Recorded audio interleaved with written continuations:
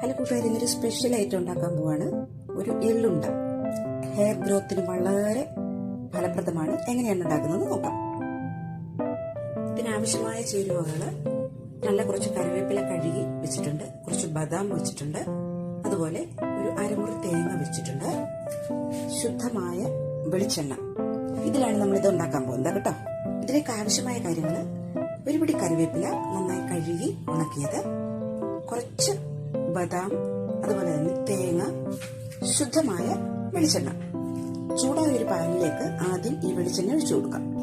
വെളിച്ചെണ്ണ ചൂടായി വരുന്നുണ്ട്. ഇതിലേക്ക് നമുക്ക് കറിവേപ്പില വേണം ആദ്യം ഇടാൻ. ഇതിലേക്ക് ഞാൻ ബദാം ഇട്ട് കൊടുത്തിട്ടുണ്ട്. ഇനി നമുക്ക് എടുത്തു വെച്ചിരിക്കുന്ന തേങ്ങ കൂടി ഇടാം.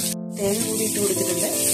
അധികം കരിഞ്ഞു പോകാതെ വളരെ സിമ്മിൽ വേണം നമുക്ക് തീ വെക്കാൻ കേട്ടോ. കരിഞ്ഞു പോകാതെ ഞാനിത് ഒന്ന് ഇളക്കി എടുക്കുകയാണേ. എള്ളുണ്ട ഇല ഉണ്ടാക്കാൻ പോകുന്നത്. എള്ള് ഞാനിവിടെ പൊടിച്ചു വെച്ചിട്ടുണ്ട്. കഴുകി ഉണക്കി പൊടിച്ചതാണേ. തേങ്ങയും ബദാമും കറിവേപ്പിലയും കൂടെ നല്ല ഒരു ഗോൾഡൻ പരുവത്തിലായിട്ടുണ്ട്. ഇതിലേക്ക് നമുക്ക് പൊടിച്ചു വെച്ചിരിക്കുന്ന എള്ള് ചേർക്കാം. നേരത്തെ പൊടിച്ചു വെച്ചിരുന്ന ആ എള്ള് ഇതിനകത്ത് ചേർത്തിട്ടുണ്ട്. ഇത് നന്നായിട്ട് ഞാനിത് മിക്സ് ചെയ്തിട്ട് ബാക്കി ഭാഗം കാണിക്കാം. ഏകദേശം നമ്മുടെ ആ ഒരു എള്ളുണ്ടയുടെ കൂട്ടൊക്കെ നന്നായിട്ട് മിക്സ് ആയിട്ടുണ്ട്. ഞാൻ ഇതിലേക്ക് അല്പം ശർക്കര പൊടിയും കൂടെ ചേർക്കുന്നുണ്ട്, കാരണം എനിക്ക് അല്പം മധുരം വേണം. ഇത് ഒന്ന് തണുത്ത് കഴിഞ്ഞതിന് ശേഷം ഒരു മിക്സിയുടെ ജാറിലിട്ട് അടിച്ച് ചെറിയ ചെറിയ ഉരുളകളാക്കി നമുക്ക് നല്ലൊരു കണ്ടെയ്നറിൽ സൂക്ഷിക്കാവുന്നതാണ്.